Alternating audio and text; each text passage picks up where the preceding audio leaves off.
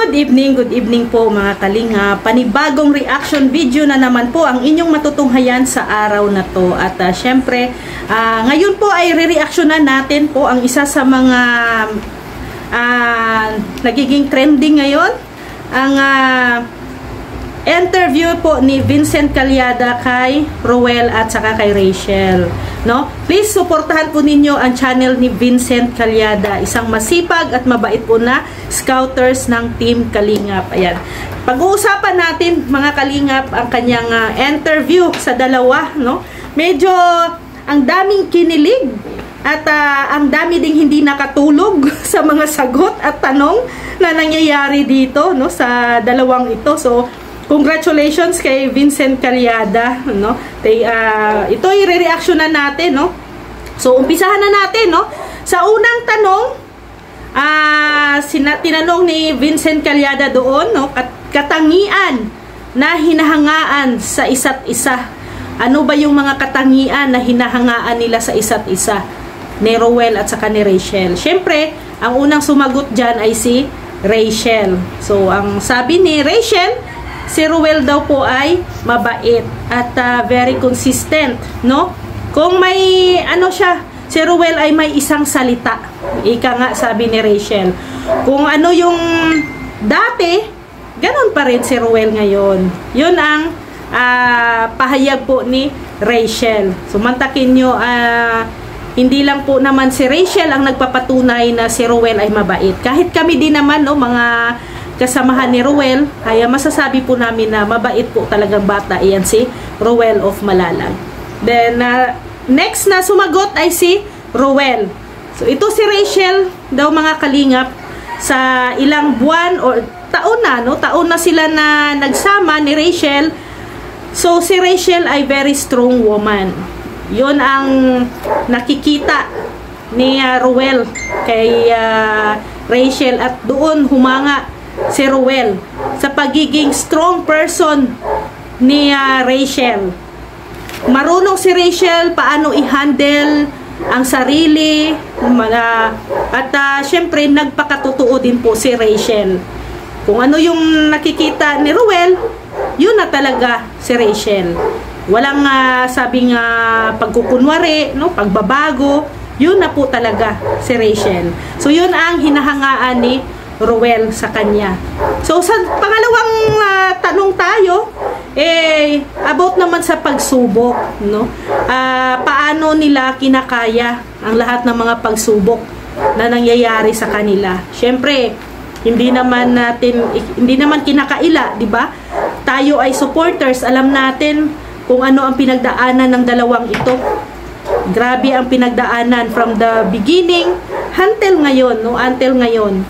Dami pa rin pagsubok na hinaharap ang dalawa. So ito ang sagot naman ni Roel, no? Ang unang sumagot ay si Roel. Sabi niya doon, yung mga pagsubok na yan serve as a challenge, pagsubok sa buhay. Tama naman po, no?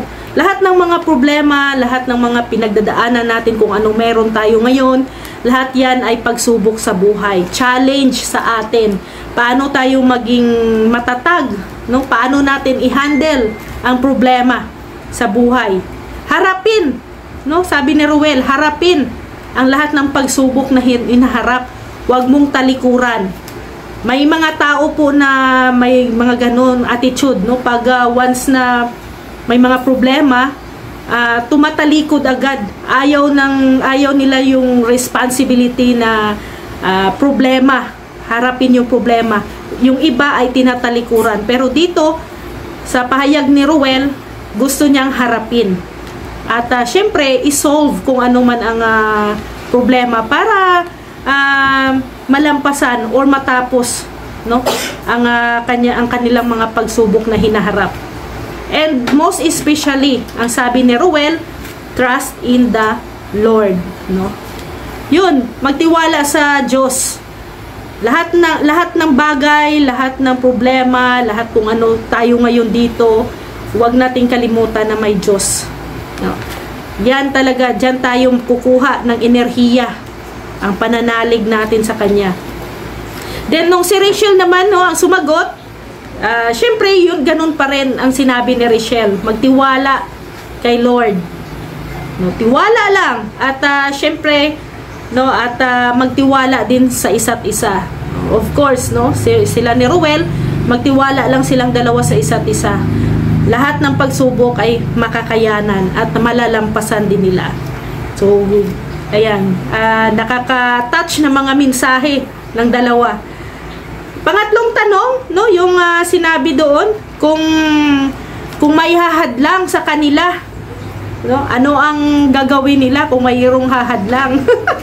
Hindi pa direct to the point. Halimbawa, kung hahadlang, halimbawa, may isang babae or may isang lalaki na hahadlang sa kanilang pag-iibigan. Ano kayang gagawin, no, ng dalawa? Pero, no, ganon ang sagot naman ni Rachel doon, ipaglaban. Tama naman yun. Kung mahal mo yung, isang tao, kung sino man ang hahadlang dyan, no, sa ika nga ay kahit na baha pa yan, kung mahal mo yung isang tao, di ba? Walang makakahadlang, o kahit baha, walang makakahadlang basta mahal mo yung isang tao. Kasi ano din, no, sabi din ni Rachel, sila naman dalawa ang magkasama, sila naman ang magsasamang dalawa. So kailangan na ipaglaban nila kung anumang pagmamahalan meron sila. No, kung mahal mo yung isang tao, ipaglaban mo. No, ang ano naman ni Ruel, ang sagot naman ni Ruel doon, kasi parang general yung sagot ni Ruel. Either ipaglaban mo siya in the family, ipaglaban mo siya sa mga kaibigan, mga taong nakapaligid sa inyo, no? Parang general na yon. So ang sagot naman ni Ruel doon, no, pag-usapan mabuti. Halimbawa lang natin sa magulang, may hahadlang na isa sa kanila, no, sa magulang nila. So gusto ni Ruel na pag-usapan kung ano at kung bakit ayaw nila kay Rachel, or ano ang pwedeng baguhin para magustuhan. So, di ba? Yun ang ano ni Ruel gusto, pag-usapan kung ano ang mga hindi at gusto, no, ng humahadlang. Pero sabi din naman, no, ni Ruel, ipaglaban, no. Ang magandang sagot doon ay ipaglalaban niya si Rachel hanggang dulo. Yun ang matinding sagot doon. Then syempre, always put God in the center of your relationship. Mahalaga po talaga yan sa isang relasyon, no? Ang tiwala at ang syempre tiwala din sa Diyos. No? Ilagay nyo sa center ng inyong inyong relasyon ang Diyos. Then pang-apat na tanong, no, yung pagkasama, ano ang nararamdaman nila sa isa't isa? Pag once na magkasama sila, no, sila lang dalawa, ano kayang nararamdaman nila? Syempre yung sagot naman ni Ruel, reaction speaks louder than word, no, di ba? Mas na makikita sa action, no? Mas makikita sa action kung gaano siya kasaya, gaano siya ka-excite, no, na makasama si Rachel. Syempre, hindi naman all the time na magkasama ang dalawa.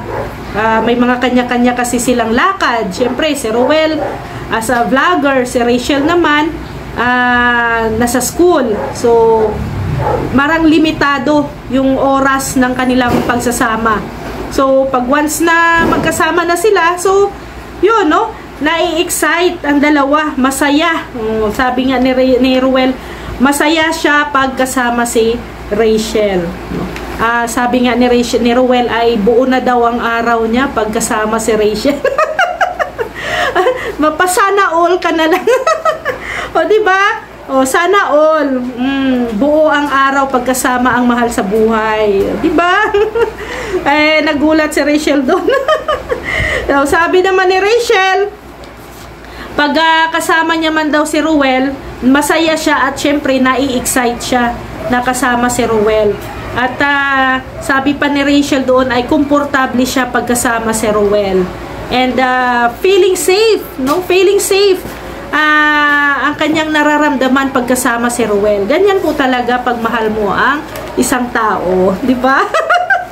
No? Kayo po ba? Ganon din po ba kayo? So sa panglimang katanungan, no, gaano ba ka importante? Parang pinapili sila dito ni Vincent, no? Si yung pera or si Ruel or si Rachel? Yung pera or yung pagmamahala nila? Syempre ang unang sumagot diyan ay si Rachel. Ang sagot niya same. Same na need. Totoo naman 'yun. Hindi tayo mabubuhay pag walang pera. Hindi naman tayo maging masaya pag wala tayong minamahal, o di ba? So same 'yun na mahalaga. Pero ang ano talaga ni Rachel, ang first choice niya talaga ay si Ruel, no? Si Ruel ang mas mahalaga po sa kanya kasi hangga't nandiyan, no? Hangga't nandiyan daw po ang si Ruel, no? Ipaparamdam niya ang pagmamahal, no? Ipaparamdam niya kay Ruel yung importansya, no? Na nararamdaman niya. Gaya ng sabi ni ang pera ay makikita yan pag kayo magsikap. So sabi naman ni Ruel, no, si Rachel ang pipiliin niya. Actually both naman pipiliin niya din yung pera, pipiliin niya din si Rachel, pero mas inuna niya din si Rachel.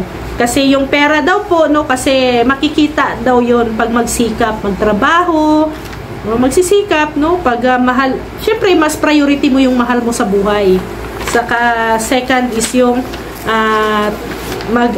magkugi, no, magtrabaho, magsikap para makapera. Kung hindi ka magsikap, paano ang ipapakain mo sa iyong mahal sa buhay, di ba? Pero syempre, mas priority mo at mahalin mo ang mahal mo. Yun ang imahalaga. Huwag mong i-priority or huwag mong mahalin ang pera. Kasi yung pera po ay panandalian lang yan. Lilipas din yan. Pero yung tunay na pagmamahal ay habang buhay po yan. So, pang-anim na katanungan, yung gaano kalalim ang pagmamahal. Pagmamahala nilang dalawa, gaano na ba kalalim? Mga kalingap. So sabi ni Rachel, no, sobrang lalim na. 'Di ba? Sobrang lalim na kaysa dagat. Ay grabe. Grabe, ang dagat ay sobrang lalim talaga. Yung halos hindi na hindi mo na maabot yung dulo na 'yon, 'di ba, pag dagat. So sobrang lalim na talaga, ilang miles 'yon. Kasi daw po sa dami ng pinagdadaanan nila sa isa't isa, sa saya, sa lungkot, sa lahat ng mga nangyayari, magkasama sila. Kaya kahit na isang taon, no, marami na pong napagdaanan ang dalawang ito. Kaya masasabi din po natin na grabe, sobrang lalim na din talaga ang pinagsamahan nilang dalawa. At ayan, no, steady pa rin silang dalawa, nandyan pa rin, no? Naging masaya pa rin ang dalawa. Si Ruel naman, sabi niya naman ni Ruel ay abot langit. Ay grabe. Abot langit, so it means hindi mo yun, hindi mo masusukat yun, no? Ang kaya ng langit. Ang layo, no? Malayo, hindi mo maabot yun. Hindi, ilang miles din yun, di ba? So yun, gaano kalalim, kasi syempre yun din ang sabi ni Ruel, sa isang taon na pagsasama nila bilang as a partner, partner, as a love team, no? Hindi natin pangungunahan, love team muna. Bilang magkasama, no? Araw-araw, ang lalim na po talaga. At alam naman natin na parang na din, alam na nila yung ugali nila sa isa't isa, no? So sa pang-pito na tanong, yung ayaw gawin nila sa isa't isa, na syempre, no, na ikakasakit ng kanilang loob. Ano kaya ang mga ayaw nila sa isa't isa? Yung dapat na pwede nilang iwasan para hindi masaktan ang kanilang damdamin. So, ang unang sumagot dyan ay si Rachel. Ang sabi ni Rachel, pag daw may sinabi si Ruel na hindi niya nagustuhan.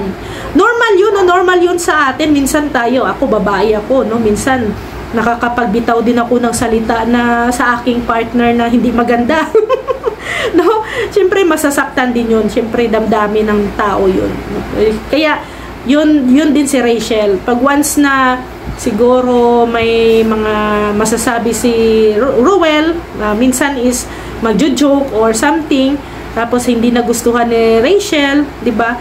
Parang akala niya ay oops, masakit na 'yon. O 'yon. So at least alam ni Ruel, 'di ba? At least alam ni Ruel, at least magiging aware si Ruel sa ganun. O wag niya nang gawin kasi nasasaktan si Rachel sa ganung gawain.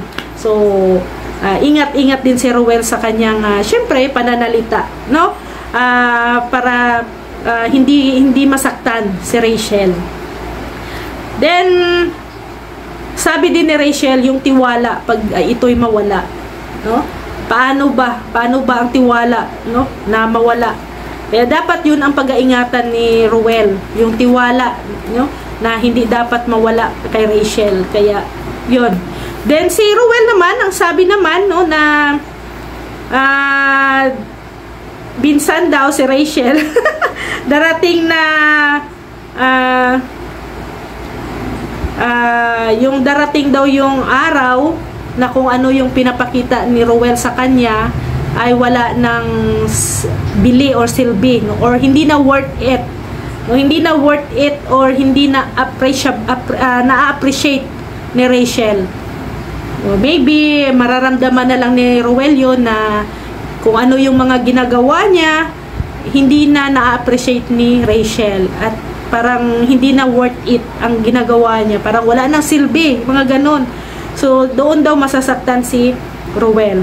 So siguro ano lang naman yan, maybe yung mga ganyan, halimbawa ramdam mo na hindi na worth it or hindi na na-appreciate ng babae yung ginagawa mo, so mag-reverse ka. Ibang technique naman, no? Ibang paraan naman ang gagawin mo para babalik naman yung parang excitement ng babae sa relasyon, no, ninyo. Pangawalo, yung ayaw sa isa't isa. Ayaw nila sa isa't isa. So, sabi ni Rachel, si Ruel daw minsan napaka-KJ, Killjoy. So, siguro, mayroong time na yayain ni Rachel si Ruel kung ano ba, maybe alam nyo naman si Rachel minsan ay gusto niya yung yung parang jolly type si Rachel, no? Yung parang may pagkaano kasi si Rachel may pagka-buyish type din gusto yung mga enjoyment, mga ganun. So minsan si Ruel naman napaka-seryosong tao. Kaya siguro gano'n, no? Minsan ay napapagod din si Ruel, minsan siguro pagyayain ni Rachel, no? Tapos hindi or bad mood si Ruel or pagod, ganyan siguro na minsan nasasabi ni Rachel Killjoy. Nakakaano naman talaga, no? Kahit naman sino, kahit naman ako, pag kasama ko yung taong Killjoy, mas maganda pang umuwi at matulog. Pero intindihin po natin yung tao, no? Intindihin natin yung tao kasi siguro minsan pagod, 'di ba? O sa lalaki yun, isa yun sa mga rason pagod. Tayo naman sa babae, minsan nakakaranas din tayo ng ganun if once na may mga menstrual period tayo, hindi natin parang yung mood natin, no, hindi maganda. So minsan, no, iba din yung dating natin pag once na ganon, no, pag once na nandyan yung ating menstrual, ayaw nating pinapakialaman tayo, no, ganon din yung mga lalaki. Minsan moody din ang mga lalaki. Kaya lalo na kay Ruel, medyo tahimik din yan si Ruel, minsan seryoso din. Si Ruel naman, ang sabi naman ni Ruel, ang ayaw niya, no, yung ayaw niya kay Rachel, hindi naman kinakaila na ang dami ding mga nagbabash, yung hindi nakakaunawa sa kay Rachel. No, minsan nahuhusgahan si Rachel, no, nababash. So ang ayaw ni Ruel kay sa ganun nagiging apektado si Rachel sa mga basher. Ayaw niyang umiiyak si Rachel dahil lang sa basher. Kaya nga sinasabi niya palagi na huwag magpapaapekto. No, binibigyan niya ng lakas ng loob si Rachel. Yun yung kagandahan no, doon. So, yung pang-siyam na tanong, yung ano ba ang aabangan ng mga Rochelle fans? No? Isa tayo doon kasi syempre fanatiko tayo nila. No, yung sabi naman ni Ruel, akala ko nga sasagutin na to. Akala ko sasagutin na yung tanong na to, no? Iba naman yung narinig natin, iba yung narinig ko. Sabi ni Ruel, abang-abang na daw tayo kasi araw-araw mai-excite tayo. No, mai-excite daw ang mga supporters. So ano kayang excitement 'yun? Ano kayang excitement 'yun? No, ano kaya ang ating aabangan talaga? My gosh, no, akala ko magsasalita na ang dalawa. Sabi naman ni Rachel, abangan ang mga update kung ano ang meron. Ano bang meron? Ano bang meron talaga? Isa lang naman ang gusto naming marinig. Pero ano nga, no, sabi ni Rachel, basta ma-excite daw tayo. Sabi niya pa nga doon malapit na daw magkatotoo. So anong ibig sabihin no na malapit na magkakatotoo? O malapit na daw magkatotoo yung siguro yung mga haka-haka natin, mga supporters, yung gusto natin na mangyari para sa dalawa, no? O basta sabi ni Rachel, hintay-hintay lang daw tayo. Pinabitin tayo grabe, anong pinabitin tayo? So basta yun, no, hintay-hintay tayo, no, di man daw ngayon, sa tamang panahon. Kaya maghintay tayo sa tamang panahon, wala tayong magagawa. yun yung sabi nila, no, maghintay tayo sa tamang panahon at syempre irerespeto natin kung ano man ang kanilang mga desisyon. So yung panghuling katanungan, gaano nila kamahal ang isa't isa? Syempre, ang sagot ni Rachel dyan, sobrang mahal na mahal. Hindi niya ma-explain kung gaano niya kamahal si Ruel. Diba? Hindi mo naman talaga ma-explain kung gaano mo kamahal ang isang tao. Kahit nga ako kahit ako, pag tinatanong ako ng asawa ko, no, ni Rex, kung gaano ko siya kamahal, hindi ko din masabi. Hindi ko rin masabi, totoo yan. Gaano mo ba kamahal? Kasi yung pagmamahal kasi ay hindi mo talaga mapaliwanag. Hindi mo mapaliwanag yan. Basta, ganun din yung sagot ni Ruel, no? Mahal na mahal dahil, sabi ni Ruel, mahal dahil mahal ko siya. Isa lang ang ibig sabihin nun. Yung ending nito, no, alam na natin ang ending nito. Pero syempre rerespetuhin natin ang dalawa. Kung ano man ang mga narinig natin sa interview nila, sa mga sagot nila, no, respeto natin at suportahan po natin ang kanilang mga, kung ano man ang magiging desisyon, no, or ano man ang magiging plano nila dalawa, ni Ruel at saka ni Rachel. At maraming salamat po mga kalinga. Please suportahan niyo po Vincent Calyada at syempre panoorin niyo din po ang kanyang mga charity works na mga upload videos po. Ang isa pong masipag at mabait po na scouters natin, si Vincent Calyada. At maraming salamat din po sa inyong walang sawang pagmamahal, suporta at tiwala po. Please, pakisuportahan po Kuya Val Santos Matubang, Ate Edna Vlogs, Kalinga Prab, Ruel of Malalag, Rachel Morales Vlogs, at syempre ang inyong abang lingkod, Rhea Olarte. At ang kasama po natin dito sa Davao del Sur, ang ating Deputy Mick Agnes Vlog, Kalingap Awi, Kalingap Angeli, Kalingap Baby Girl, Kalingap Dodo, Bila Ayop, Rachel TV, and Rex Vlog. Maraming salamat po mga Kalingap. See you tomorrow. God bless everyone. Bye-bye po!